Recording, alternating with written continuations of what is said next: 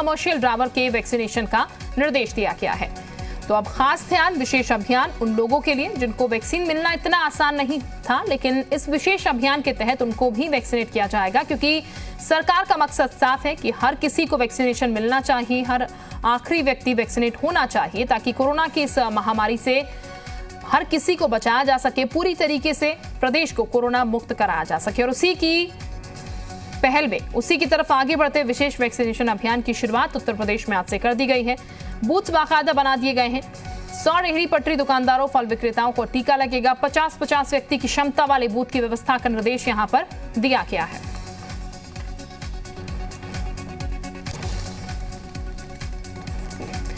और इस वक्त हमारे साथ 3 सहयोगी जुड़ चुके हैं। शुभम हमारे साथ जुड़ चुके हैं, कन्हैया हमारे साथ जुड़ चुके हैं, इसके अलावा प्रवींद्र हमारे साथ जुड़ चुके हैं। सबसे पहले सीधे रुख करते हैं शुभम का। शुभम, क्या तस्वीर फिलहाल आज नजर आ रही है? विशेष वैक्सीनेशन अभियान है, बूथ्स बनाने की बात भी सामने आई है, व्यवस्थाएं जो है वो दुरुस्त है? जी बिल्कुल, राजधानी लखनऊ में भी इसको लेकर के तमाम तरह की तैयारियां की गई और रेहड़ी पटरी दुकानदारों को वैक्सीन ज़्यादा से ज़्यादा लग पाए, जिससे कि कोरोना के संक्रमण पर लगाम लग पाए। जैसे कि बीते दिनों हमने देखा कि कोरोना का संक्रमण लगातार प्रदेश भर में तेजी के साथ बढ़ रहा था, जो कि अब नियंत्रित होता दिख रहा है। इसी कड़ी में उत्तर प्रदेश की सरकार चाहती है कि किसी भी तरह से कोरोना का संक्रमण तेजी से न बढ़ने पाए। इसी कड़ी में ज़्यादा से ज़्यादा लोगों को कोरोना वैक्सीन लगाने का प्रयास किया जा रहा है। राजधानी लखनऊ में एक वैक्सीनेशन सेंटर बनाया गया है, जहाँ पर रेहड़ी पटरी दुकानदारों जो हैं जिनको वैक्सीन लगाने का अभियान शुरू किया गया है। इस वक्त हम लोग वहीं मौजूद हैं जहां पर इसको लेकर के तमाम तरह की तैयारियां की गई हैं। मुख्यमंत्री योगी आदित्यनाथ भी इस जगह पर अभी थोड़ी देर में आने वाले हैं और इस जगह की शुरुआत होगी, जिसके बाद ज़्यादा से ज़्यादा लोगों को वैक्सीन लग पाएगी। इसी पर हमारे साथ बातचीत करने के लिए आपको बता दें कि कैसी क्या पूरी व्यवस्था है, इस पर बातचीत करने के लिए हमारे साथ डॉक्टर वाईके सिंह भी मौजूद है। सर, क्या है व्यवस्था और कैसे क्या लोगों को यहाँ पर ज़्यादा से ज़्यादा लोगों को वैक्सीन लगाने का अभियान है? जी, जैसा कि आप अवगत हैं कि आज जो है 14 तारीख से रेहड़ी पटरी व्यवसायियों के लिए माननीय मुख्यमंत्री जी के निर्देश पे टीकाकरण प्रारंभ हो रहा है। ये काफ़ी दिनों तक चलने वाला टीकाकरण अभियान है। इसके तहत नगर निगम के क्षेत्र के अंतर्गत आने वाले सभी रेहड़ी पटरी व्यवसायी 18 वर्ष से 44 वर्ष और 45 वर्ष से अधिक ऐसे सभी लोगों का प्रतिदिन टीकाकरण किया जाना है। यहाँ पर क्या दुकानदारों और इन लोग को प्रेरित करने के लिए कुछ अभियान भी उस तरह से चलाए गए जिससे कि ज़्यादा से ज़्यादा लोग आ पाएँ? जी, नगर निगम से नगर आयुक्त साहब और नगर स्वास्थ्य अधिकारी द्वारा सभी रेहड़ी पटरी व्यवसायियों को अवगत कराया गया है और प्रतिदिन अवगत कराया जा रहा है और उनके पास सभी की सूची भी है, जितने भी ऐसे व्यवसायी हैं, तो वो उन सूचियों को इस्तेमाल करके प्रतिदिन स्टेप बाय स्टेप सबका टीकाकरण करा रहे हैं। लगभग कितने लोगों का लक्ष्य रखा गया है? लगभग 12,000 रेहड़ी पटरी व्यवसायी हैं, तो उम्मीद है कि धीरे धीरे सभी का टीकाकरण हो जाएगा। कितने दिन तक ये अभियान चलने वाला? वर्तमान में बता पाना तो मुश्किल है, लेकिन काफ़ी दिनों तक चलेगा। ठीक, यानी कि शुभम व्यवस्थाएं बेहतर है यहाँ पर। और वाकई ये जो विशेष वैक्सीनेशन अभियान है सर का, ये उन लोगों के लिए काफी फायदेमंद है, रेहड़ी पटरी वालों के लिए जो कि नहीं पहुंच पा रहे हैं, जिन तक वैक्सीन नहीं पहुंच पा रहा है। बहरहाल और सहयोगी भी हमारे साथ इस वक्त बने हुए हैं। कन्हैया का रुख कर लेते हैं। कन्हैया, सरकार की तरफ से व्यवस्थाएं जरूर की गई हैं, बूथ्स बाकायदा बना दिए गए हैं ताकि यहाँ पर वैक्सीनेट लोग हो पाए, खासकर रेहड़ी पटरी वाले लोग, लेकिन लोग कितने पहुंच रहे हैं, कितनी जागरूकता लोगों को इसको लेकर है? क्योंकि ये तस्वीरें भी किससे छुपी नहीं है कि लोग कुछ लोग ऐसे भी हैं जो आगे नहीं आ रहे हैं वैक्सीन लगवाने को लेकर। तो ऐसे में क्या तस्वीर बेहतर है लोगों को लेकर, लोग पहुंच रहे हैं बूथों तक? देखिए बिल्कुल, क्योंकि वैक्सीनेशन को लेकर जागरूकता अभियान भी एक बड़े पैमाने पर चल रहा है। मीडिया, सोशल मीडिया और अन्य अलग जो प्लेटफॉर्म है उनके माध्यम से सरकार द्वारा लोगों को जागरूक किया जा रहा है कि वो वैक्सीनेशन में बढ़ चढ़ कर हिस्सा लें। और आप देख सकते हैं मेरे पीछे ये सभी लोग जो खड़े हैं वो वैक्सीनेशन का इंतजार कर रहे हैं, वैक्सीनेशन कराने के लिए यहाँ पर अपनी बारी का इंतजार कर रहे हैं। और जो जिस तरीके से सीएम ने शुरुआत की है रेहड़ी पटरी वालों के लिए कि वैक्सीनेशन वो लोग करा सकते हैं, नगर निगम और स्वास्थ्य केंद्रों पर भी इसकी व्यवस्था की गई है। जो ग्रामीण क्षेत्रों में जहां पर व्यवस्थाएं नहीं है, नगरीय क्षेत्रों में जहां पर भीड़ ना हो, उसको देखते हुए छोटे छोटे सेंटर बनाए गए जहां 50 लोगों का एक बार में रजिस्ट्रेशन होगा, एक दिन में 50, फिर दूसरे स्टेशन पर 50। तो आप समझ सकते हैं प्रतिदिन 100 का टारगेट इसमें रखा गया है। और जितने रेडी वाले, ढकेल वाले, खोमचे वाले, जो मजदूर किस्म के लोग हैं, रिक्शे वाले, उनकी लिस्टिंग तैयार की गई है। नगर पालिका, नगर पंचायत स्तर पर सबको बारी बारी से कॉल करके बुलाया जा रहा है, बताया जा रहा है। और सबसे पहली बात कि जो बुजुर्ग लोग हैं उनसे कहा कि आप पहले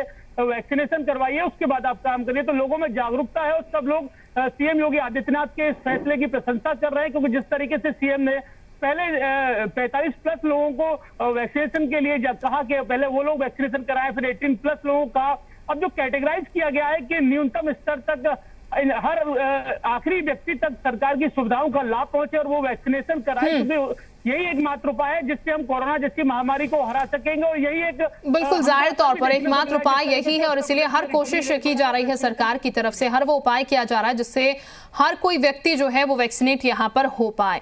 प्रमेंद्र भी हमारे साथ इस वक्त बने हुए हैं, प्रमेंद्र का रुख कर लेते हैं। प्रमेंद्र, क्या तस्वीर है, क्या व्यवस्थाएं नजर आ रही हैं आपको वहां पर इस विशेष वैक्सीनेशन अभियान को लेकर? मैं बता दूं कि जिस तरह से सूबे के मुख्यमंत्री इस विशेष अभियान को लेकर संजीदा थे और उनकी फर्स्ट प्रायोरिटी थी कि कोई भी इस वैक्सीनेशन से चूक नहीं होनी चाहिए, कोई छूटना नहीं चाहिए, चाहे वो रेडी वाला हो, चाहे मजदूर हो, चाहे बड़े घर का हो या कोई भी हो, छोटे से लेके बड़ा व्यक्ति इस वैक्सीनेशन को करवाए। लेकिन हम फिरोजाबाद जिले की यदि हम बात करें तो यहाँ की स्थितियाँ जो हैं वो बिल्कुल ही अलग हैं, क्योंकि मैं इस वक्त जहाँ खड़ा हूँ नगर पालिका शुकोहाबाद है और जिले में लगभग 3 नगर पालिकाएं हैं और 1 नगर निगम है।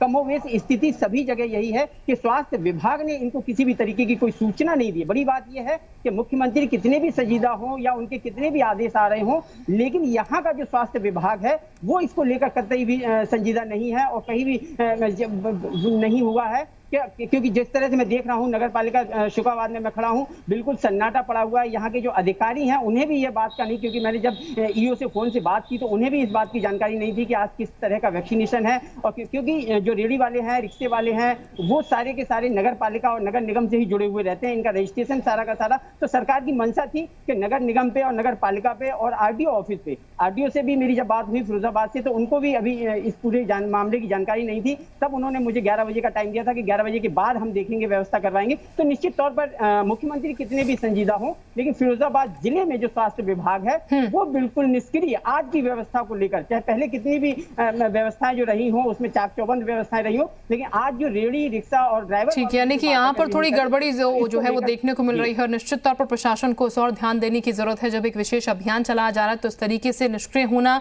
कहीं से भी बेहतर नहीं है इस अभियान के लिए खासकर। फिलहाल बहुत शुक्रिया आप तीनों का तमाम जानकारी देने के लिए। अब आगरा से एक बड़ी खबर आपको इस वक्त दे दें। खेलते खेलते 3 साल का मासूम 130 फीट गहरे बोरवेल में गिरा है। पाइप निकालने के बाद भी बोरवेल को नहीं किया गया था बंद। खराब पड़े घरेलू बोरवेल में खेलते समय यह हादसा हुआ। घर में कोहराम मचा हुआ है। पुलिस मौके पर पहुंची हुई है बच्चों को निकालने के लिए। रेस्क्यू ऑपरेशन भी इस वक्त चलाया जा रहा है। थाना निबोहरा इलाके के धरियाई गांव की यह पूरी घटना बताई जा रही है। 2 तस्वीरें भी आप इस वक्त देख सकते हैं। शोभित इस वक्त हमारे साथ ज्यादा जानकारी के साथ जुड़ चुके हैं। शोभित, पूरा घटनाक्रम किस तरीके से हुआ और अभी ताजा अपडेट क्या मिल रहा है? देखिए सिर्फ ये छोटे लाल का जो घर है, जो क्षेत्र है पूरा, उसी के बाहर ये बोरवेल था। ये बोरवेल खराब था, उसको रिपेयर करने के लिए पाइप डाले गए थे बड़े बड़े। 130 फीट से गहरा ये बोरवेल है। पाइप तो निकाल लिए गए पर इन गड्ढों को बंद नहीं किया गया, जो एक बड़ी लापरवाही थी। बच्चे सुबह सुबह खेल रहे थे, खेलते खेलते 3 साल का मासूम है शिवा, बेटा है इन्हीं का, वो इसमें गिर पड़ा। बच्चों ने बताया कि ऐसी घटना हुई है। उसके बाद से हड़कंप मच गया है। पुलिस और प्रशासन के अधिकारी मौके पर पहुंच गए हैं। लगातार कोशिश हो रही है कि बच्चे की प्रतिक्रिया आए, लेकिन अभी तक बच्चे का अंदर से कोई आवाज नहीं आ रही है। बहुत गहरा बोरवेल है, बच्चा बहुत छोटा है, ऑक्सीजन अंदर पहुंचाने का प्रयास किया जा रहा है। जी बिल्कुल शोभित, अभी बच्चे को निकालने के लिए किस तरीके की कोशिशें फिलहाल चल रही है यहाँ पर? क्योंकि हम तस्वीरों में जो देख पा रहे हैं काफी सारे ग्रामीण यहाँ पर जरूर इकट्ठा है, लेकिन कोशिश कितनी सफल होती नजर आएगी? अभी क्या कोशिश चल रही ताकि बच्चे को जल्दी बाहर निकाला जा सके? देखिए प्रयास जारी है, लेकिन बहुत ही ज्यादा गहरा है। मतलब 130 फीट से ज्यादा गहरा ये गड्ढा है और जरा सी भी लापरवाही, यानी कि अगर गलत खुदाई करते हैं तो अगर वो मिट्टी बच्चे पर कहीं ना गिर पड़े, ये भी देखना पड़ेगा। यानी कि एक बड़ा हादसा हुआ है। 130 फीट के गहरे गड्ढे में बच्चा फंस गया है, अब उसको निकालने का प्रयास जारी है। जी शुक्रिया आपका शोभित जानकारी देने के लिए। अब बढ़ते हैं अगली खबर की ओर। यूपी में पंचायत उपचुनाव की मतगणना जारी है। चित्रकूट, अमरोहा, मथुरा, बुलंदशहर, वाराणसी सहित 73 जिलों में हुए पंचायत उपचुनाव की काउंटिंग हो रही है। जिला पंचायत सदस्य के 6, क्षेत्र पंचायत सदस्य के 137, प्रधान के 128 और ग्राम पंचायत सदस्य के 14,169 पदों के लिए शनिवार को वोटिंग हुई थी, जबकि 26 ग्राम प्रधान, 1 जिला पंचायत सदस्य, 44 क्षेत्र पंचायत सदस्य और 2,06,941 ग्राम पंचायत सदस्य निर्विरोध चुने गए। उधर लखनऊ में आज योगी कैबिनेट की बैठक होने जा रही है। आज दोपहर 12 बजे लोक भवन में कैबिनेट की बैठक होगी। कैबिनेट में कई अहम प्रस्ताव पर मोहर लग सकती है। कैबिनेट की बैठक के बाद मंत्रिपरिषद की बैठक होगी।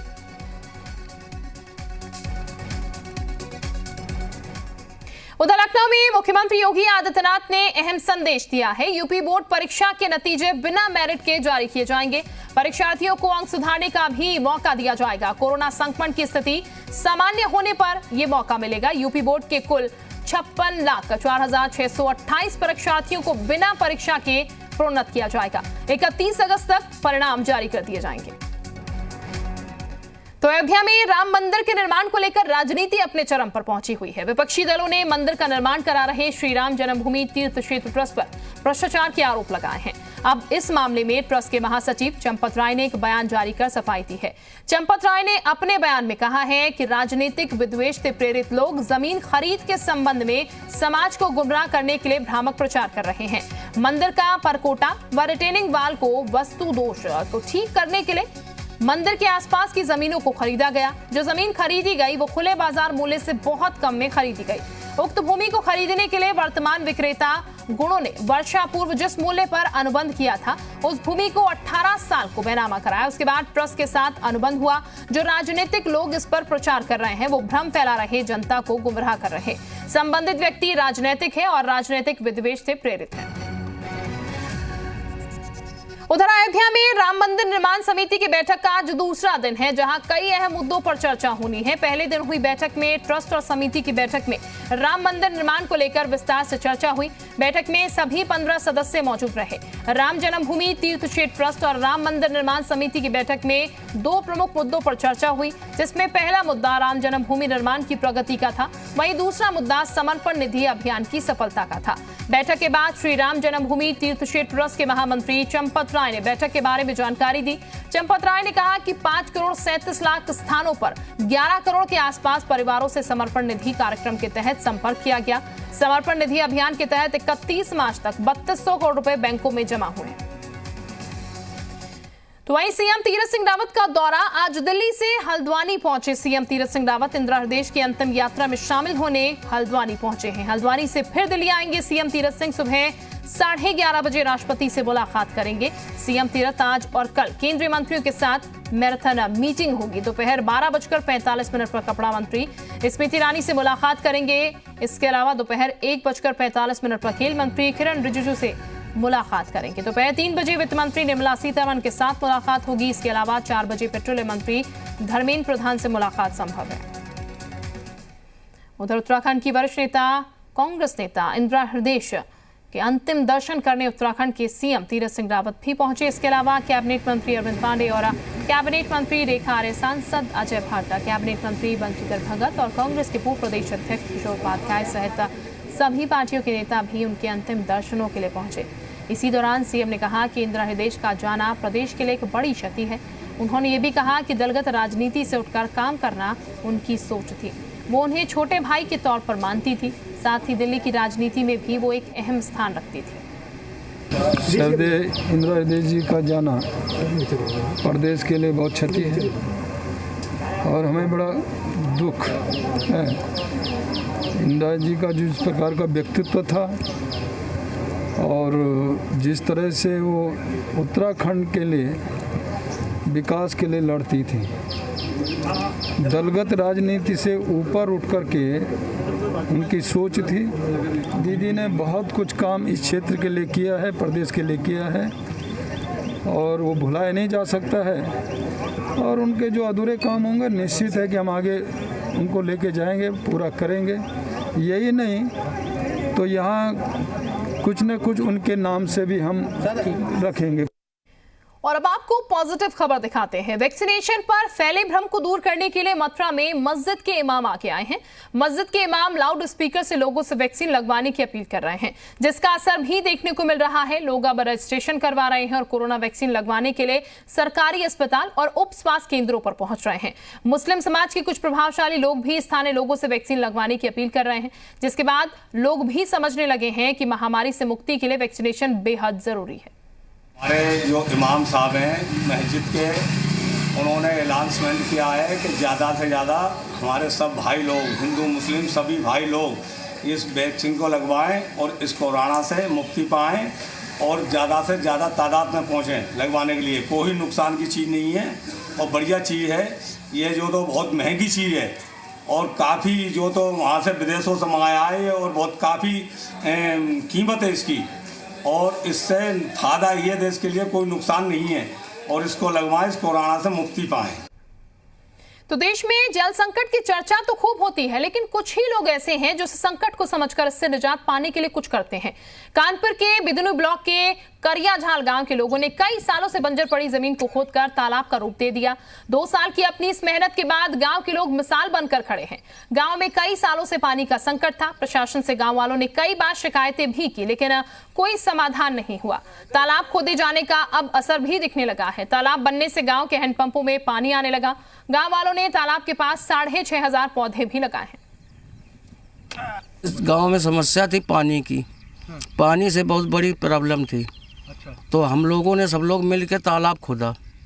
ठीक, सालों लग गया तालाब खोदते खोदते। हमने जो है बहुत कहा, सब लोगों से कहा, लेकिन कोई सुनाई नहीं की।